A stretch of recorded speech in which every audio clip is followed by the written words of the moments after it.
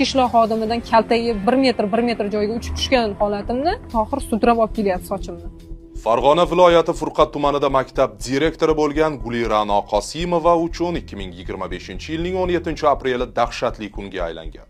U yo'l transport hodisasiga uchragan turmush o'rtog'ini davolatishga o'sha kuni tanishi tuman soliq inspeksiyasi boshlig'idan qarz so'rab boradi. Bu soliq idorasi rahbari bilan o'zaro adovati bo'lgan Furqat tumani ichki ishlar bo'limi boshlig'iga qulay fursat edi.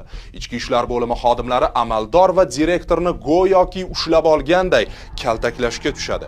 Kiyimlarini yirtib, yalang'och holda tasvirga olishadi.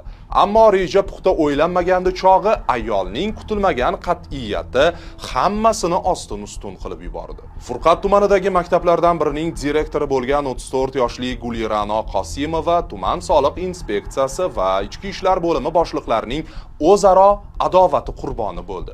Ichki ishlar bo'limi xodimlari ayolning sha'ni va qadr-qimmatini toptab, yerga qorishtirib tashlashdi. Direktor o'zi bilmagan holda Furqat tumani ichki ishlar bo'limi boshlig'i Akmal Xo'jayev tomonidan tuman soliq inspeksiyasi rahbari Qurbonali Abdurahmonovga qo'yilgan tuzoqqa tushib qolgandi. Ammo ayolning kuchli irodasi va qat'iyati uni bu tuzoqdan chiqib olishiga yordam berdi.